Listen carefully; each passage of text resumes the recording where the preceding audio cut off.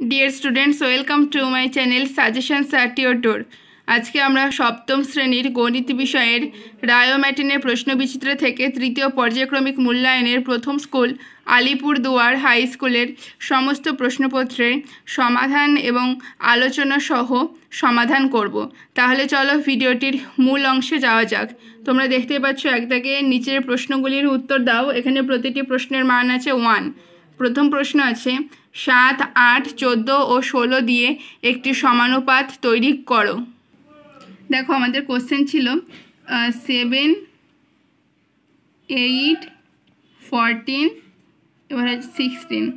এবার আমরা দেখব এটাকে আমাদের সমানুপাত তৈরি করতে হবে। তাহলে এটা কীভাবে সমানুপাত তৈরি করব? দেখো সমানুপাতে আমরা যেমন তেমন করে সাজিয়ে দিলে হবে না, ঠিক আছে? আমরা প্রথমে প্রথম পদের সঙ্গে চতুর্থ পদটা গুণ করব। তার মানে 7 × 16 আর 8-এর সাথে 14 গুণ করব, 8 × 14। তাহলে আমরা জানি 7 × 16 112 আর 8 × 14 112। তাহলে দেখো গুণফল দুটোর সমান হয়েছে। তাহলে আমরা লিখতে পারি যে নির্ণেয় সমানুপাত হলো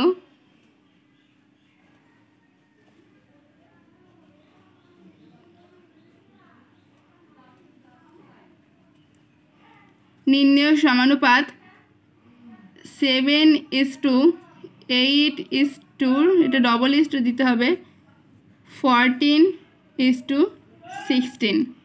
এবার আমরা চলে যাব পরের প্রশ্নে।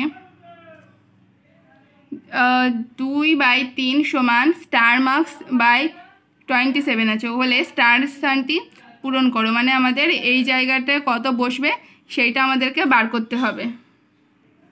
এবার আমাদের এই জায়গাটা কোন সংখ্যাটা বসবে সেটা বার করতে হবে। এখন আমরা কি করব? আমরা কোনাকুনি গুণ করব।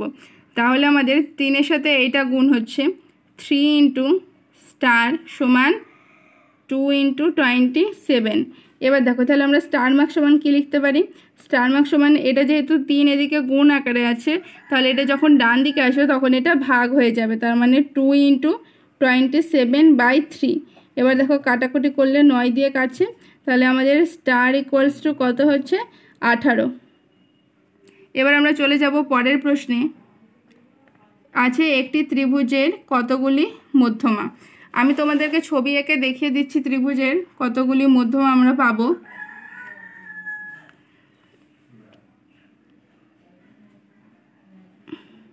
দেখো আমি পেন দিয়ে করলাম, স্কেল ব্যবহার করিনি। এই যে একটা ত্রিভুজ, এর নাম দিলাম আমরা ABC, ঠিক আছে? এবারে মধ্যমা কাকে বলে? মানে ত্রিভুজে আমরা জানি 3টে শীর্ষবিন্দু, একটা শীর্ষবিন্দু থেকে তার বিপরীত বাহুর ওপর একদম মাঝ বরাবর যে মাঝ বিন্দুতে যায় এটাকে আমরা মধ্যমা বলি।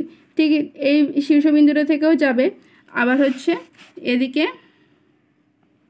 এরকমভাবেও হবে। তাহলে এটা আমরা নাম দিতে পারি AGBECF, ঠিক আছে? তাহলে আমরা 3টে মধ্যমা পেলাম। তাহলে আমরা বলবো যে একটি ত্রিভুজের 3টি মধ্যমা। এবার আমরা চলে যাব পরের প্রশ্নে। এখানে বলেছে 1 ডেসিমিটার বাহু বিশিষ্ট বর্গক্ষেত্রের ক্ষেত্রফল কত বর্গ সেমি। দেখো তোমরা খেয়াল করো, প্রথমে কিন্তু ডেসিমিটার ছিল, ঠিক আছে? আর পরে আবার সেন্টিমিটারে জানতে চেয়েছে। তাহলে আমাদের 1 ডেসিমিটারকে সর্বপ্রথমে সেন্টিমিটারে নিয়ে আসতে হবে। তাহলে ডেসিমিটার থেকে সেন্টিমিটার যেতে গেলে কতগুলি ঘর লাগে? তাহলে সে মিটার, ডেসিমিটার, সেন্টিমিটার। ডেসিমিটার থেকে সেন্টিমিটার 1 ঘর। তার মানে আমাদের এটাকে 1কে 10 দিয়ে গুণ করলে 1 ডেসিমিটারকে যদি আমরা 10 দিয়ে গুণ করি তাহলে আমরা পাবো 10 সেন্টিমিটার, ঠিক আছে? এবারে দেখো 1 ডেসিমিটার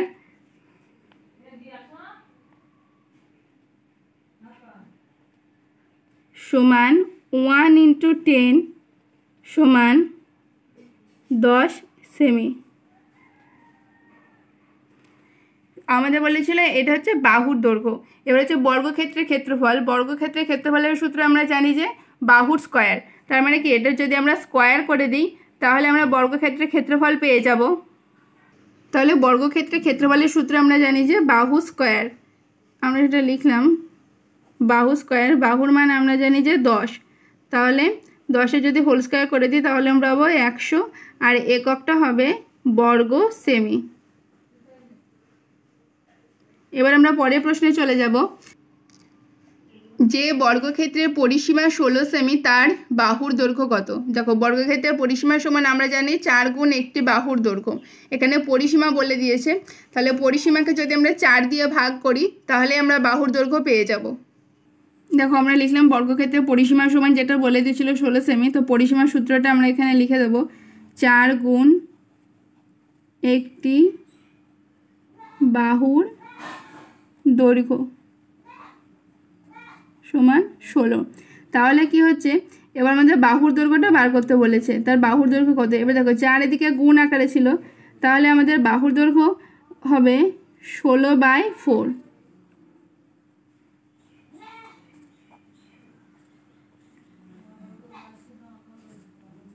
তাহলে আমরা বাহুর দৈর্ঘ্য পাচ্ছি 4 সেমি। এবার আমরা পরের প্রশ্নে যাব। বলেছে চিহ্নিত স্থানে সঠিক শব্দ বসাও। গতিবেগ সমান অতিক্রান্ত দূরত্ব বাই ড্যাশ। এটা আমরা সবাই জানি, গতিবেগ সমান অতিক্রান্ত দূরত্ব বাই সময়। পরের প্রশ্ন বলেছে 24কে মৌলিক উৎপাদকের গুণফল হিসাবে প্রকাশ করো। তাহলে আমরা 2 দিয়ে দেব, 12, 2 6 12, 2 3 6। তাহলে আমরা মৌলিক উৎপাদকের গুণফল হিসেবে প্রকাশ করে কি পাচ্ছি? 2 × 2 × 2 × 3। ঠিক আছে, তারপর বলেছে সামন্তরিকের একটি কোণ 90 ডিগ্রি হলে আমরা কি পাবো? তাহলে চলো আমি ছবি এঁকে দেখাচ্ছি।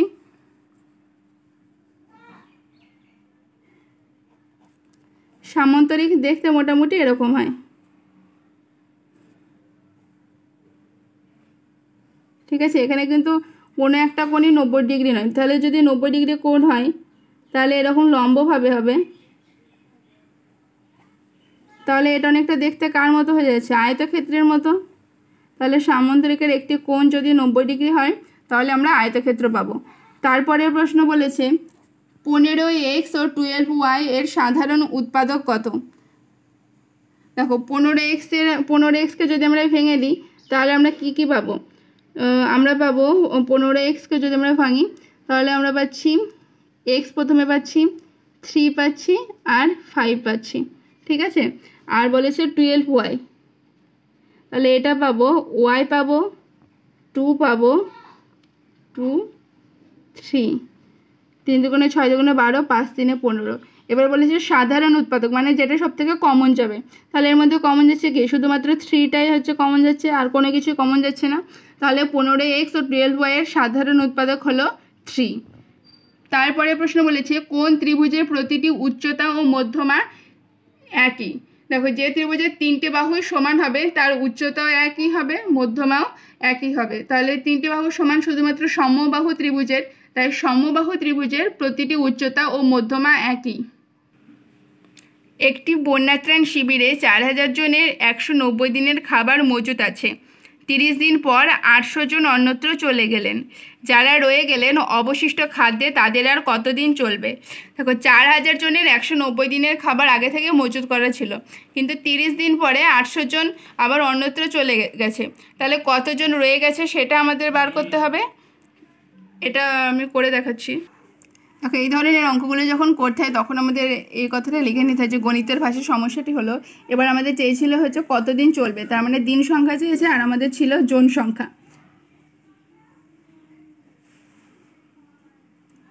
তাহলে যেটা চেয়েছে সেটা আমরা বরাবরই ডান দিকে রাখি।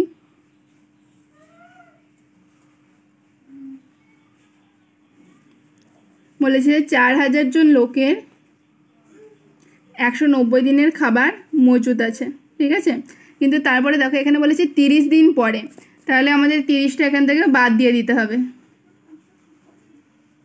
তাহলে হচ্ছে 160। তারপরে বলেছে 800 জন ছাত্র অন্যত্র চলে গেলেন, তাহলে আমাদের 4000 থেকে 800 বিয়োগ করে দিতে হবে। 4000 থেকে 800 বিয়োগ করলে আমরা পাবো 3200। তাহলে 3200 জন লোক রয়ে গেছে, এদের কতদিন চলবে ওই খাবারে? তাহলে আমরা লিখব 4000 জন লোকের ওই খাবারে চলে 160 দিন। তাহলে 4000 জন লোক আছে আর এখানে 160 দিন আছে, কিন্তু খাবারের পরিমাণ আমাদের দেখো একই আছে, পরে আমরা দেখতে পাচ্ছি যে এখানে লোক সংখ্যা কমে গেছে, যেহেতু খাবারের পরিমাণ একই আছে তাহলে আমাদের দিন সংখ্যা আরও বেশি লাগবে। তাহলে জন সংখ্যা আর দিন সংখ্যার মধ্যে হবে ব্যস্ত সম্পর্ক। তাহলে আমরা লিখব যে জন সংখ্যা ও দিন সংখ্যার মধ্যে ব্যস্ত সম্পর্ক।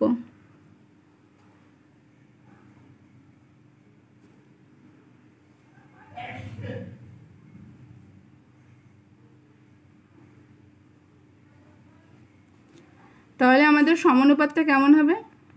নির্ণয় সমানুপাত মানে ব্যস্ত সমানুপাত।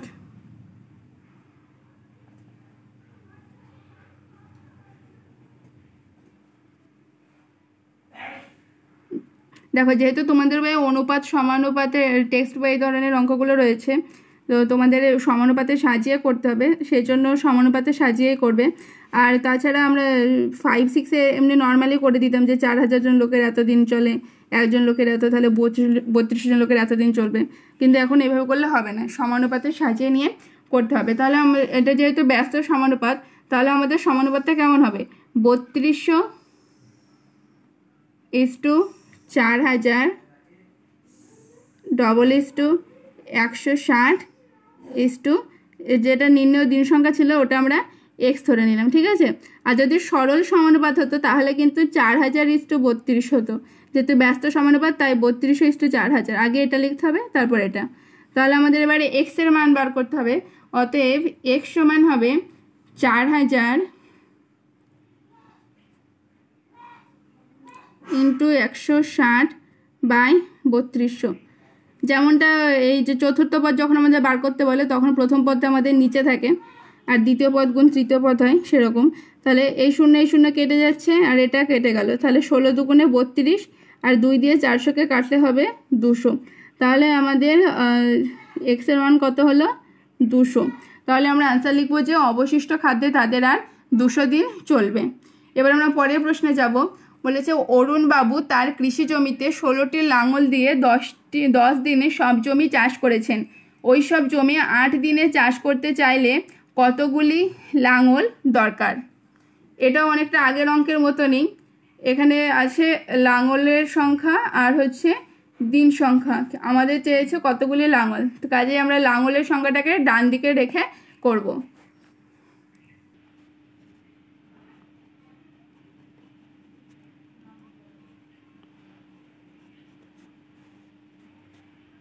দিন সংখ্যা আর এদিকে লিখব লাঙলের সংখ্যা।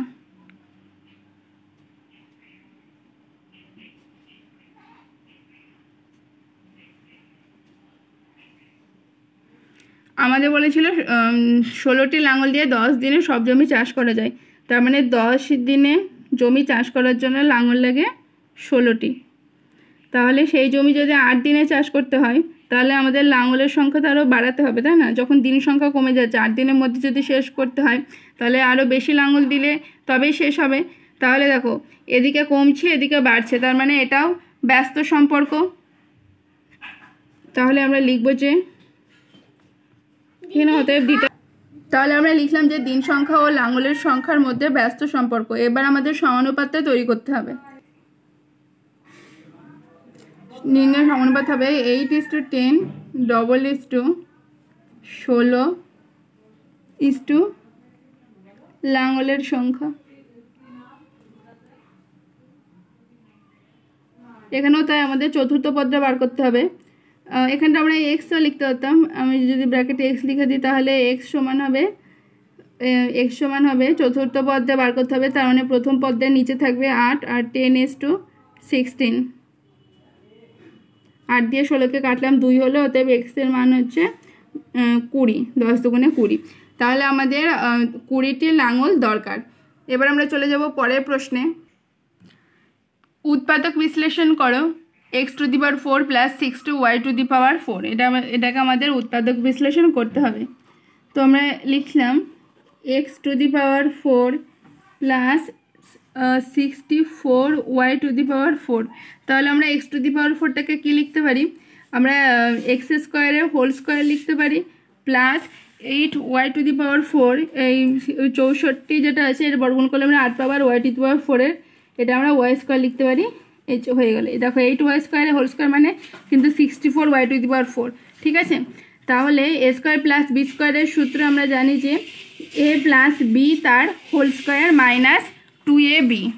তাহলে আমরা বললাম যে a + b তার হোল স্কোয়ার, এখানে a হচ্ছে x² প্লাস b হচ্ছে 8y², তাহলে a + b তার whole square minus 2 × a × b, ঠিক আছে।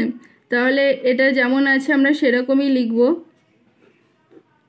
মাইনাস এটা গুণ করে আমরা পাচ্ছি 16x² y², তাহলে x² + 8y² তার হোল স্কোয়ার মাইনাস 16 বর্গমূল যদি আমরা করি তাহলে এটা হচ্ছে 4xy তার হোল স্কোয়ার। তাহলে দেখো এটারও কিন্তু বর্গমূল বার করলে এটা হচ্ছে 4xy তার হোল স্কোয়ার। এবার দেখো এটাকে যদি আমরা পুরোটাই a ধরি আর এটা যদি b ধরি তাহলে a² - b², হ্যাঁ। তাহলে a² - b² সমান আমরা জানি a + b × a - b। তাহলে এখানে a হচ্ছে x² + 8y² প্লাস 4xy, তাহলে a + b ইন্টু এখানে কিছু নেই মানে ইন্টু আছে a x² + 8y² minus 4xy। এবারে পরের প্রশ্ন দেখো, x⁴ প্লাস x² প্লাস 1, এটাকেও আমাদেরকে উৎপাদক বিশ্লেষণ করতে হবে। দেখো আমাদের এটা আছে x⁴ প্লাস x² প্লাস 1, এটাকে আমরা x⁴কে আমরা লিখতে পারি x² এর হোল স্কোয়ার প্লাস 2 × a², মানে a² না 2 × 2ab, ঠিক আছে। আমাদের a মানে হচ্ছে x², তাহলে x² 2a × আমাদের b আছে 1 প্লাস 1² এবারে দেখো এই লাইনটার সাথে এই লাইনটার অর্থটা কিন্তু একই রকম, x² হোল স্কোয়ার মানে x⁴ প্লাস 2ab, আমাদের সূত্রের খাতিরে আমরা এটা করলাম 2a × b প্লাস b²। তাহলে এখানে দেখো এখানে কিন্তু আমাদের শুধু x² ছিল আর এখানে আমরা লিখেছি 2x², তাহলে 2x² তো এখানে ছিল না, সেই জন্য আমাদের কী করতে হবে, একটা x² আমাদের বাদ দিয়ে দিতে হবে। তাহলে এই লাইনটা পুরো একই রকম চলে আসছে। তাহলে এবারে আমরা তাহলে এইটুকু কিসের সূত্র, এইটুকু হচ্ছে a + b তার হোল স্কোয়ারের সূত্র। এখানে a মানে হচ্ছে x² + 1, তাহলে a + b, ঠিক আছে। a + b তার হোল স্কোয়ার মাইনাস আমাদের যেটা বাকি ছিল আমরা সেটা লিখলাম, এটাকে আমরা x² করে দিলাম। তাহলে এবার দেখো এটা আবার আর একটা সূত্রের আকারে চলে আসছে a² - b²। এবার a² - b² সমান আমরা জানি a + b, এটা a আর এটা হচ্ছে b, তাহলে a + b into a - b, a মানে x² + 1 মাইনাস x, ঠিক আছে। তোমরা সাজিয়ে লিখতে পারো পরের লাইনে x² + x + 1 বা x² - x + 1, এরকমভাবে রেখে দিলেও হবে। এবার আমরা চলে যাব পরের প্রশ্নে, x² - 2xy - 3y²। এটাও আমরা কি করব, এটাকে আমরা যদি x এর হোল স্কোয়ার করে দিলাম মাইনাস 2 × a ইন্টু আমরা b এর মানটা এখনো জানি না, তবে এখানে দেখো 3y² আছে, এটা 3 এর কিন্তু বর্গমূল করা যায় না, সেজন্য আমরা প্লাস আমরা জাস্ট ওয়াইটা লিখলাম, y² হচ্ছে, তাহলে b এর মানটা তাহলে y হচ্ছে, তাহলে এটা একই রকম থাকছে -2ab + b²।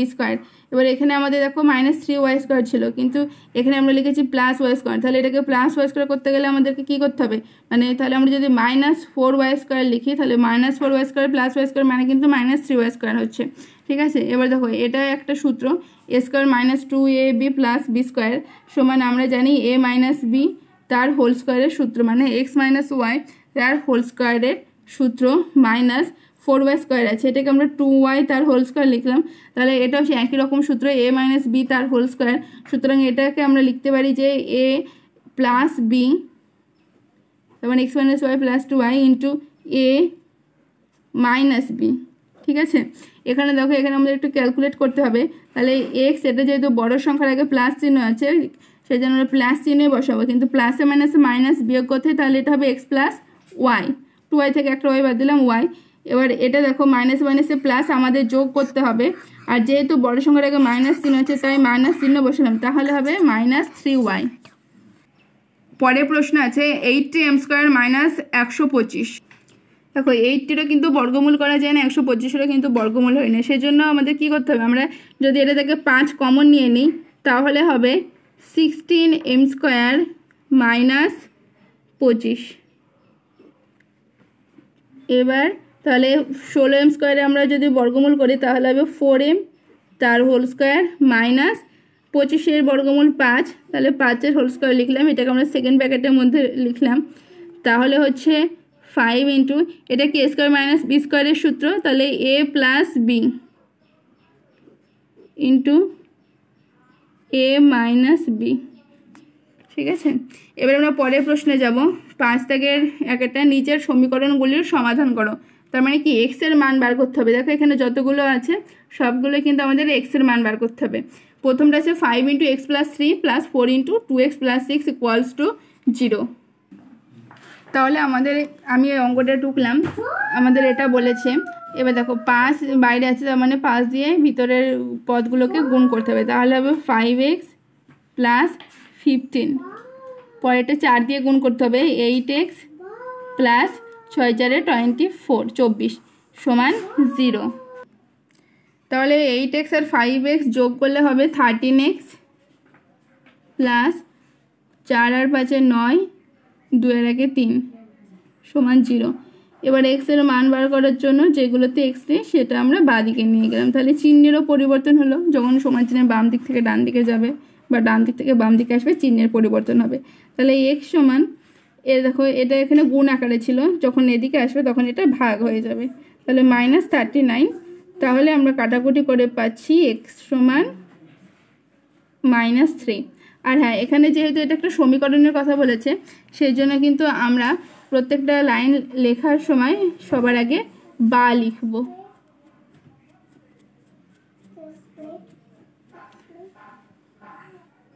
পরের প্রশ্ন আছে 12x plus 8y minus 7x plus 28।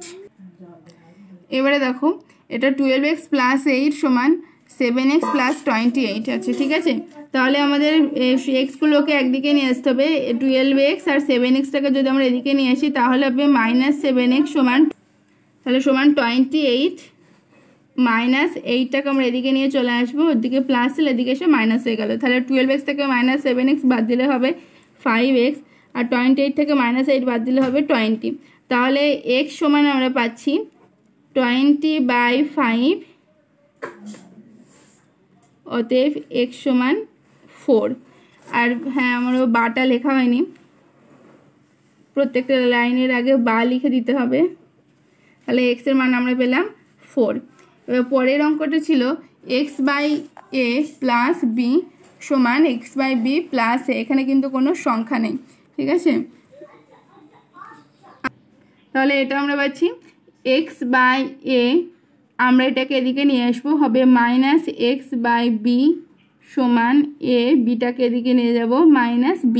ঠিক আছে, এবার আমরা লসাগু করব, হবে ab, যেহেতু এখানে a আছে এটা কেটে যাচ্ছে, b পড়ে থাকছে, তাহলে আমাদের হলো xb, বা আমরা bx লিখব, bx মাইনাস এখানে বিটা কেটে যাচ্ছে তাহলে হবে ax সমান a মাইনাস b। এবারে দেখো এটা থেকে যদি আমরা x যদি কমন নিই, মানে কমন যাচ্ছে, তাহলে হবে b minus a by ab সমান a মাইনাস b। এবারে দেখো এই দিকটা যেটা আছে এখানটা আমরা কি করব, আরেকবার আমাদের করতে হবে x হচ্ছে b মাইনাস a আর এটা আছে a b সমান, এই দিকটা থেকে যদি আমরা মাইনাস কমন নিই তাহলে দেখো এর আগে প্লাস আছে, প্লাসে মাইনাসে মাইনাস এ আর মাইনাসে মাইনাসে প্লাস বি।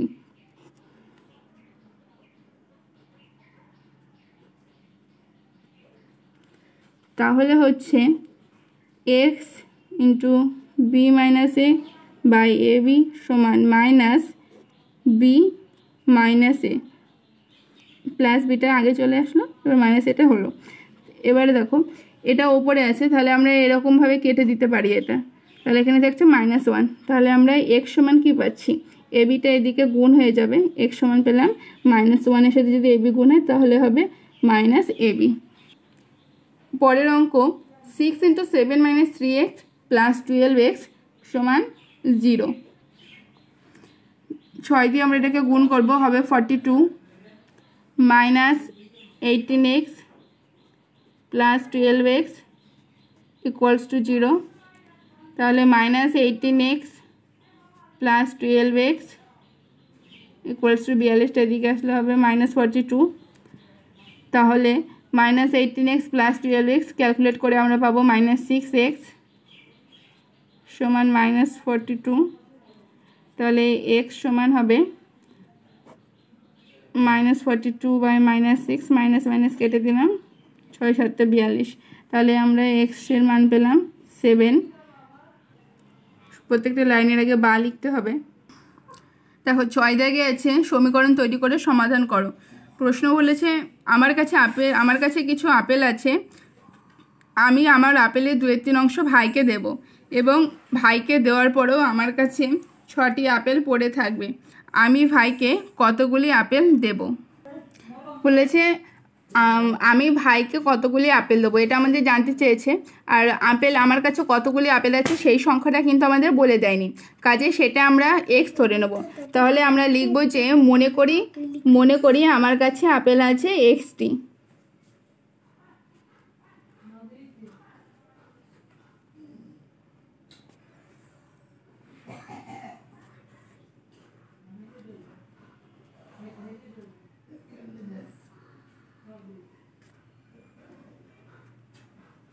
মনে করি আমার কাছে আপেল আছে xটি।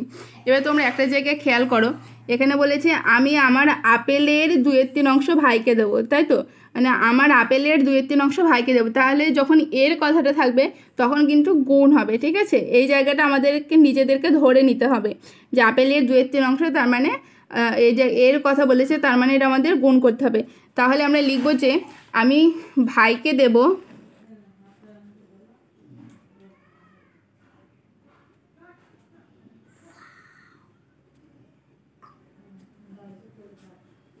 সমান, আমার কাছে আপেল ছিল xটি, x এর 2/3 অংশ মানে x × 2/3। তাহলে এটা আমরা গুণ করে পাচ্ছি 2x/3 অংশ।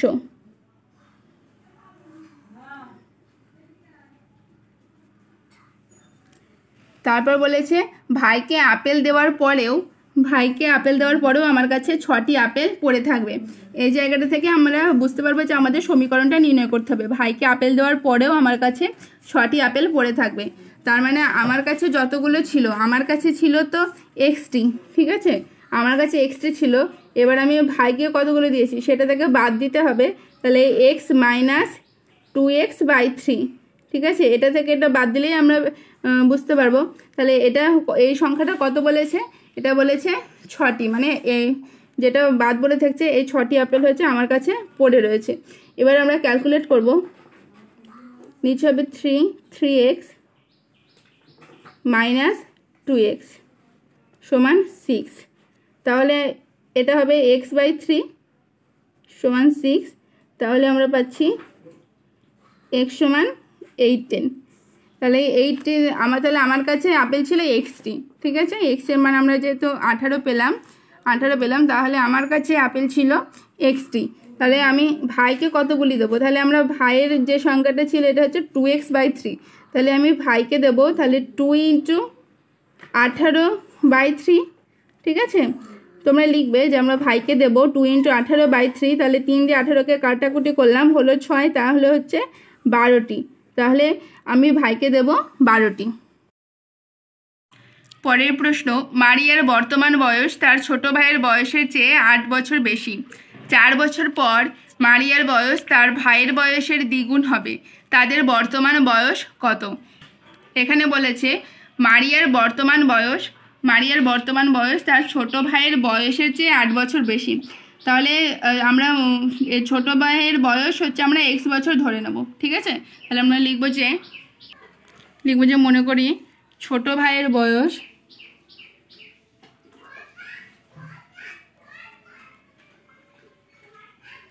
সমান x বছর। তাহলে মারিয়ার বয়স হবে, মারিয়ার বর্তমান বয়স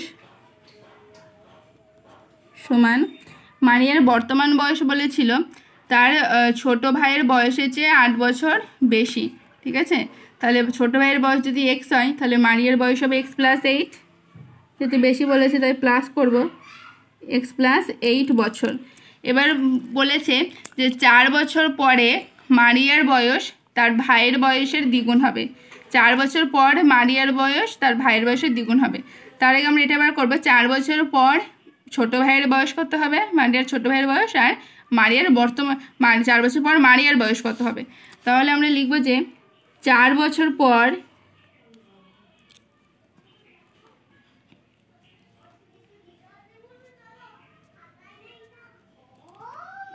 মারিয়ার ছোট ভাইয়ের বয়স হবে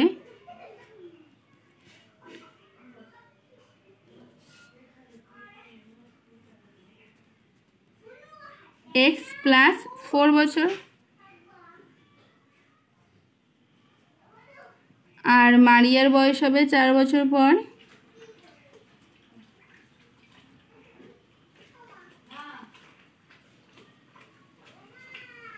x+8+4 সমান x+12 বছর, x+12।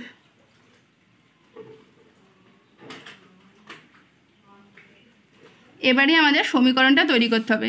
এই লাইনটাতে কি বলেছে, বলেছে 4 বছর পর মারিয়ার বয়স তার ভাইয়ের বয়সের দ্বিগুণ হবে।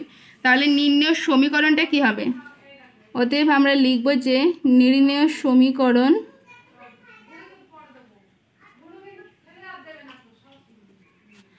চার বছর পর মারিয়ার বয়স তার ভাইয়ের বয়সের দ্বিগুণ হবে। তার মানে মারিয়ার বয়স তার ভাইয়ের বয়সের দ্বিগুণ হবে। তাহলে x+12 সমান 2 ইন্টু মারিয়ার ভাইয়ের বয়স কত ছিল x+4। তাহলে এটা আমরা ক্যালকুলেশন করব, x+12 সমান 2x+8, তাহলে 12 - 8 সমান 2x - x, তাহলে 4, আর এদিকে হচ্ছে x, তাহলে আমরা x সমান পাচ্ছি 4। তাহলে এই x আমরা কার বয়স ধরেছিলাম, ছোট ভাইয়ের বয়স। তাহলে ছোট ভাইয়ের বয়স তো 4 বছর হলো, আমরা লিখি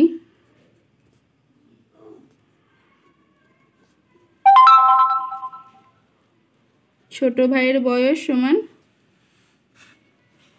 4 বছর। তাহলে মারিয়ার বয়স হবে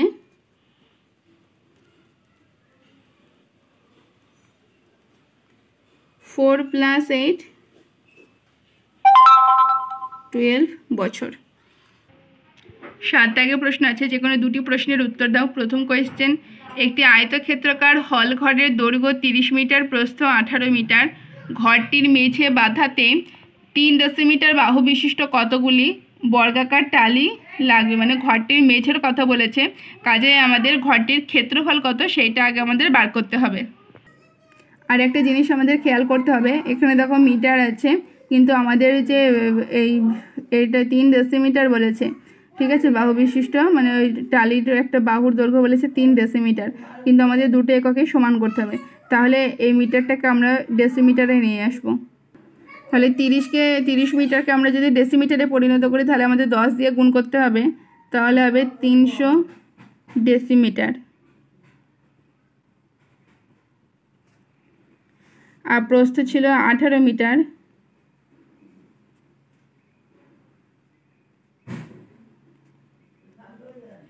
তাহলে আমরা এটাকেও আমরা 10 দিয়ে গুণ করব,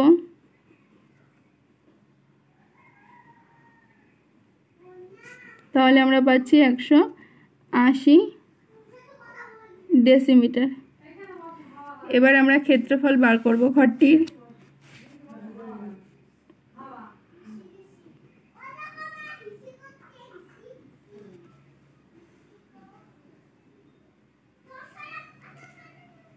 তাহলে ঘরটির ক্ষেত্রফল আমরা আয়তক্ষেত্রের ক্ষেত্রফল আমরা জানি দৈর্ঘ্য ইন্টু প্রস্থ, তার মানে 300 × 180 বর্গ ডেসিমি।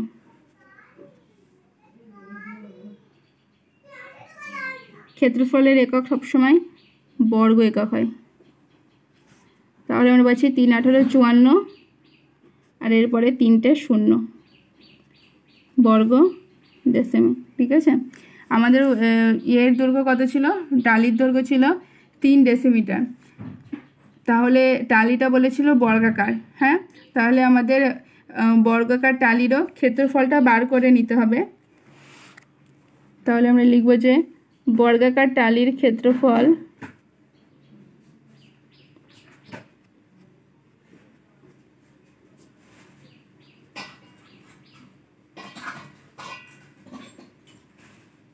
সমান 3 স্কয়ার সমান 9 বর্গ ডেসিমি।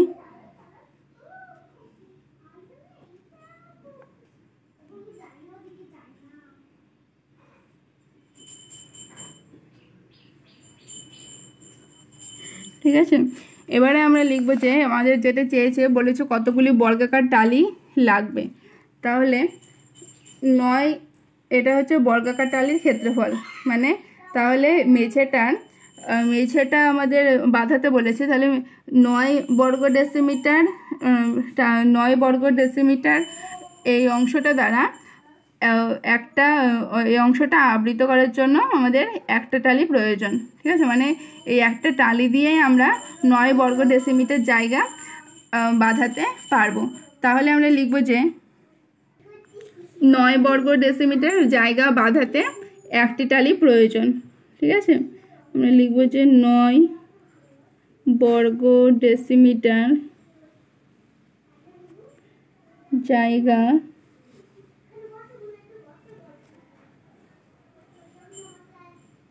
বাঁধাতে একটি টালি দরকার। তাহলে 1 বর্গ ডেসিমিটার জায়গা বাঁধাতে নিশ্চয়ই আরও কম টালি প্রয়োজন হবে, সেই জন্য ভাগ হলো। তাহলে 54,000 বর্গ ডেসিমিটার জায়গা বাঁধাতে আরও বেশি, সেই জন্য 1 × 54,000/9 টালি দরকার। কাটাকুটি করে আমরা পাচ্ছি 6,000। তাহলে আমাদের মোট 6,000টি টালি দরকার। হচ্ছে করিম চাচার আয়তক্ষেত্রাকার জমির দৈর্ঘ্য প্রস্থের দ্বিগুণ এবং ওই জমির ক্ষেত্রফল 578 বর্গমিটার। করিম চাচার জমিটির দৈর্ঘ্য প্রস্থ ও পরিসীমা কত? আমাদের অনেক কিছুই চেয়েছে। এখানে বলেছে জমির দৈর্ঘ্য প্রস্থের দ্বিগুণ, তার মানে কি প্রস্থ যা হবে দৈর্ঘ্য নিশ্চয়ই তার দ্বিগুণ হবে। তাহলে আমরা লিখব যে মনে করি প্রস্থ সমান x আর দৈর্ঘ্য সমান 2x। তাহলে জমির প্রস্থ সমান x, জমির দৈর্ঘ্য সমান 2x। এ বলেছে জমির ক্ষেত্রফল 578 বর্গমিটার। দেখো শুধুমাত্র এইটা দিয়ে এইটার সাহায্যে আমরা কিন্তু সব কিছু পেয়ে যাব, দৈর্ঘ্য পাবো, প্রস্থ পাবো, পরিসীমা পাবো। তাহলে আমাদের সমীকরণটা লিখতে হবে। ঠিক আছে, জমির ক্ষেত্রফল বলেছে 578 বর্গমিটার। তাহলে আমরা লিখলাম যে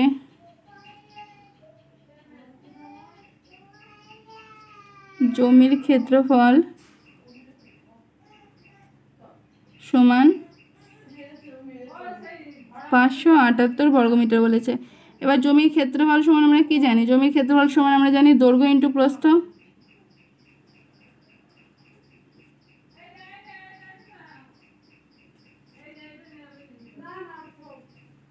দৈর্ঘ্যের মান কত ছিল? 2x ইন্টু প্রস্থের মান ছিল x।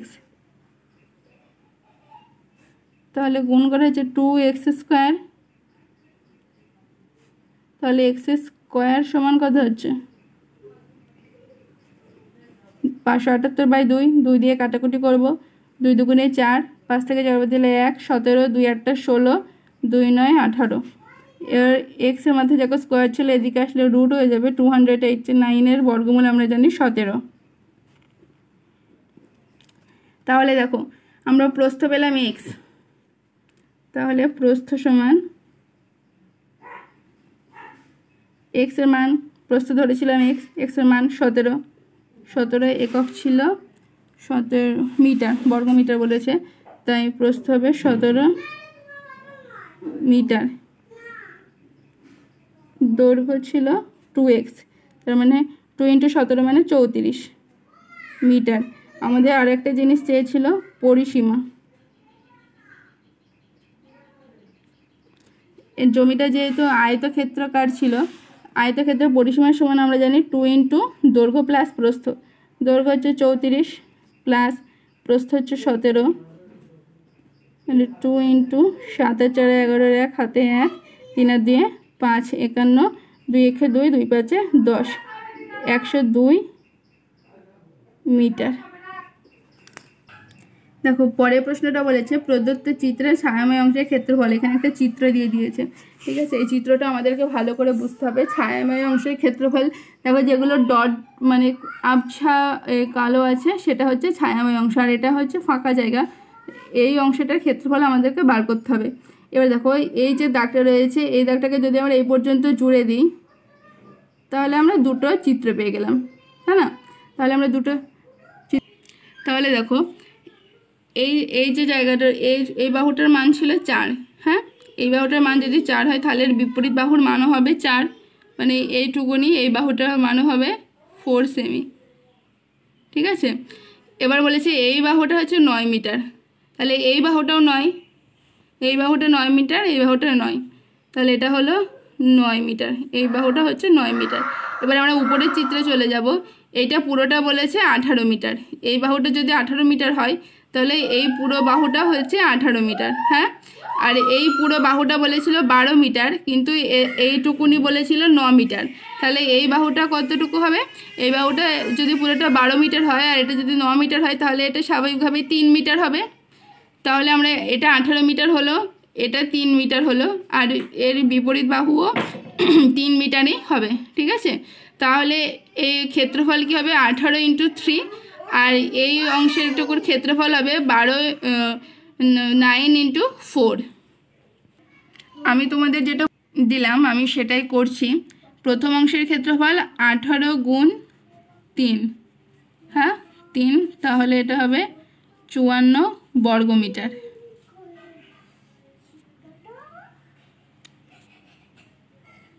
আর দ্বিতীয় অংশের ক্ষেত্রফল 9 × 4, তোমরা লিখবে দ্বিতীয় অংশের ক্ষেত্রফল 9 × 4, তাহলে হচ্ছে 36 বর্গমিটার। তাহলে ছায়াময় অংশের ক্ষেত্রফলটা কত হচ্ছে? ছায়াময় অংশের ক্ষেত্রফল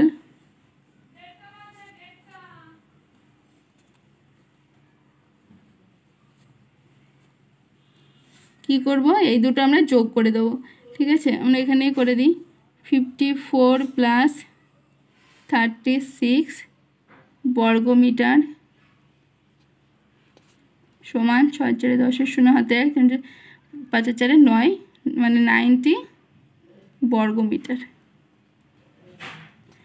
এবার আমরা পরের প্রশ্ন দেখব। 8 দাগ, 90 মিটার লম্বা একটি রেলগাড়ি একটি স্তম্ভকে 25 সেকেন্ডে অতিক্রম করলো। রেলগাড়ির গতিবেগ ঘন্টায় কত কিলোমিটার? এখানে বলেছে 90 মিটার লম্বা একটা রেলগাড়ি, মানে রেলগাড়িটার দৈর্ঘ্য হচ্ছে 90 মিটার, একটি স্তম্ভকে 25 সেকেন্ডে অতিক্রম করলো। তাহলে এটা আমাদেরকে ঘন্টায় চেয়েছে আর এটা সময়টা সেকেন্ড আছে, কাজে আমাদের চেঞ্জ করতে হবে। তাহলে বলেছিল ঘন্টায় চেয়েছে রেলগাড়ির গতিবেগ, আর আমাদের এটা 25 সেকেন্ড ছিল, তাই এটাকে আমরা চেঞ্জ করব। তো 1 ঘন্টা সমান আমরা জানি 3600 সেকেন্ড,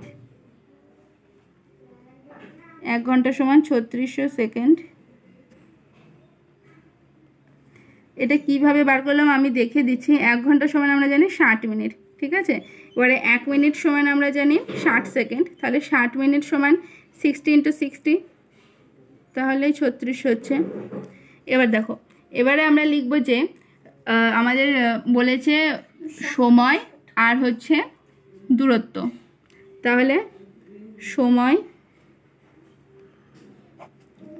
আর হচ্ছে দূরত্ব 25 সেকেন্ডে যাই, 25 সেকেন্ডে ছিল 90 মিটার, তাহলে 3600 সেকেন্ডে কতটা যাবে? আমরা এটা সমানুপাত বার করব। দেখো এখানে সময় বেড়েছে, তাহলে আমাদের দূরত্ব বাড়বে। তার মানে সময় ও দূরত্বের মধ্যে সরল সম্পর্ক।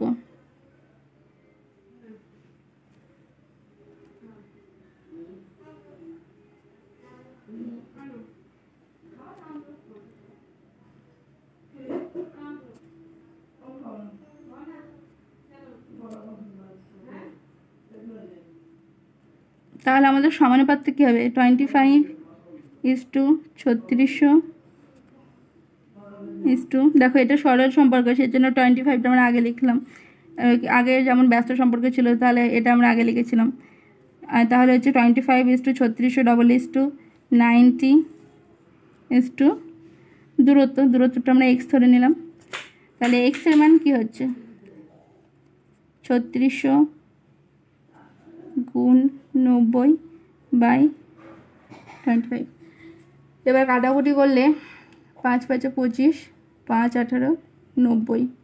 এবার যদি আমরা 5 দিয়ে এটাকে কাটি 3600কে, তাহলে হবে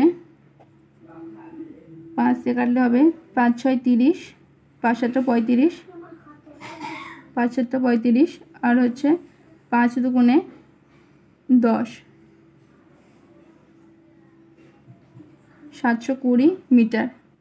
তাহলে আমাদের 720 থাকছে আর এখানে 18 থাকছে। 720 সাথে 18 গুণ করতে হবে। 18 0 0, 18 দুগুণে 36, 6 হাতে 3, আর 7 18 126, 126 আর 3 129। তাহলে আমরা পাচ্ছি 12,900। এটা হচ্ছে মিটার, ঠিক আছে। কিন্তু আমাদের অঙ্কে চেয়েছিল এই যে রেলগাড়ি গতিবেগ ঘন্টায় কত কিলোমিটার, আর ঘন্টায় চেয়েছিল। তাহলে আমাদের এটাকে আবার পরিবর্তন করতে হবে।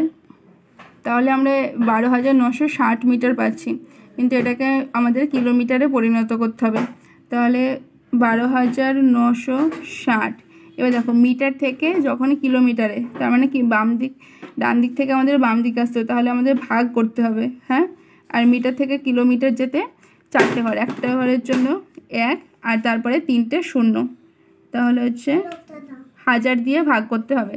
তাহলে 1000 দিয়ে যদি ভাগ করি, 12,960 ভাগ 1000, তার মানে 1 2 3, 3 ঘর আগে দশমিক বসবে। তাহলে কত হবে? 12.96 কিমি। তাহলে তোমরা আনসার লিখবে যে রেলগাড়ির গতিবেগ ঘন্টায় 12.96 কিলোমিটার। পরের প্রশ্ন আছে, 70 মিটার লম্বা একটি ট্রেন ঘন্টায় 75 কিমি বেগে যায়। ওই ট্রেনটি কত সময়ে 105 মিটার লম্বা একটি প্ল্যাটফর্মকে অতিক্রম করবে? আমাদের এখানে কিন্তু দুটো দৈর্ঘ্য দিয়েছে। একটা হচ্ছে ট্রেনের দৈর্ঘ্য কত, 70 মিটার লম্বা, আর বলেছে প্ল্যাটফর্মের দৈর্ঘ্য 105 মিটার। তার মানে এই দুটো মিলিয়ে হচ্ছে ট্রেনের এই দুটো মিলিয়ে অতিক্রম করতে হচ্ছে। তাহলে 105-এর সাথে আমাদের 70 যোগ করতে হবে। তাহলে আমাদের লিখতে হবে যে ট্রেনটিকে মোট অতিক্রম করতে হবে 105 মিটার যোগ 70 মিটার, তাহলে 175 মিটার। এবারে দেখো এখানে বলেছে ঘন্টায় 75 কিমি বেগে, ঠিক আছে। এখানে এই অঙ্কগুলোতে সবসময় এককগুলো তোমাদেরকে খেয়াল করতে হবে। এটা মিটারে ছিল, তাহলে এটা কিলোমিটার আছে। 75 কিমিকে আমাদের মিটারে নিয়ে আসতে হবে। তাহলে আমরা লিখব যে, তাহলে 75 কিমি সমান 75 1000 দিয়ে গুণ করতে হবে।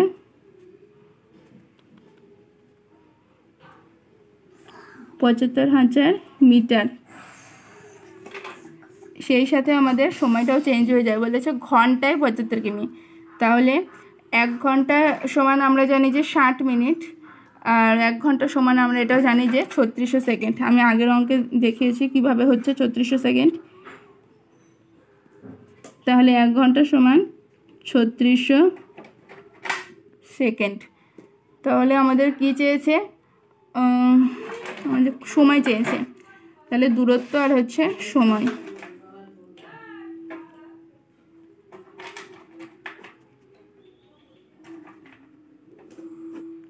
দূরত্ব আর হচ্ছে সময়। তাহলে ঘন্টায় 75 কিমি, তার মানে 75,000 মিটার যায় 3600 সেকেন্ডে। 175 মিটার যায়, 175 মিটার যেতে কত সময় লাগবে সেটা আমাদের বার করতে হবে। ঠিক আছে, তাহলে এখানে দেখো, এখানে দূরত্ব কমেছে, তার মানে আমাদের সময়টাও কম লাগবে। তাহলে সরল সম্পর্ক, তাহলে লিখবো যে দূরত্ব ও সময়ের মধ্যে সরল সম্পর্ক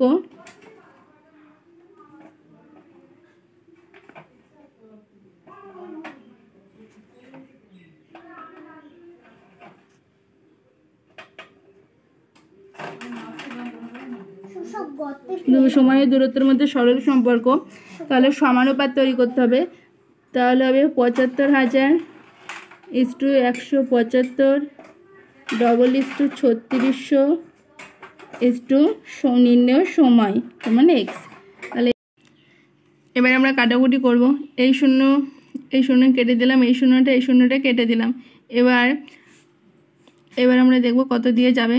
3 দিয়ে দেবো, 3 25 75, 0 3 12 36, 12 দুগুণে 24, 2 5 10, 2 6 12, 5 25 সঙ্গে 125, আর 5 দিয়ে এটাকে কাটবো। 5 3 15, 7 থেকে 5 বের দিলে 2, 5 5 25, 5 5 25, 5 7 35। তাহলে x সমান আমরা পাচ্ছি 42/5। যদি আমরা ভাগ করি তাহলে হবে 5 4 40, যদি আমরা দশমিক নিই 0, 5 4 20, 5 4 20।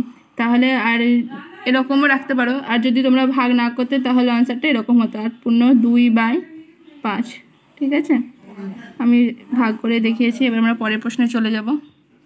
এবার আমরা পরের কোশ্চেনে যাব। সরস্বতী পুস্তকালয়ের 5 বছরের পড়ার বই ও গল্পের বই বিক্রির তালিকা নিম্নে দেওয়া হলো, দ্বিস্তম্ভ চিত্র তৈরি করো। তোমরা দেখতে পাচ্ছ এখানে ছকটা দিয়ে দিয়েছে 2009 থেকে 2013, আর বিভিন্ন বইয়ের বিক্রির তালিকার যে সংখ্যাগুলো আছে সেগুলো দিয়েছে। তোমরা দেখতে পাচ্ছ আমি এখানে ছবিটা এঁকেছি 2009 থেকে পুরো 2013 সাল, আর এখানে এক একটা ঘরের মান হচ্ছে 100টি বই। ঠিক আছে, এই যে স্কেলের 1 থেকে 15 সেন্টিমিটার নিয়েছি, এক একটা ঘর সমান 100টি বই। তারপরে যেমন ছিল পড়ার বই ছিল 1200টি, এই যে এই দাগটা 1200 পর্যন্ত গেছে। গল্পের বই ছিল 1400টি, এটাও 1400 পর্যন্ত গেছে, একটু উঁচু হয়ে গেছে, তোমরা ঠিক করে নেবে। আর তারপরে আর যেটা পড়ার বই সেটা আমরা ডট ডট চিহ্নের মাধ্যমে প্রকাশ করেছি, আর যেটা গল্পের বই সেটা আমরা স্টার চিহ্নের মাধ্যমে প্রকাশ করেছি। এই ছিল আজকের প্রশ্নপত্রের সমাধান। এছাড়া আমরা মধ্যশিক্ষা পর্ষদের প্রশ্নপত্রের সমাধান করেছি, তার লিঙ্ক আমি ডেসক্রিপশন বক্সে দিয়ে দেবো। আর এর পরের স্কুলগুলোর ভিডিও খুব শীঘ্রই আমাদের চ্যানেলে আসছে, তার জন্য তোমরা চ্যানেলটিকে সাবস্ক্রাইব করে রাখো। Thank you for watching.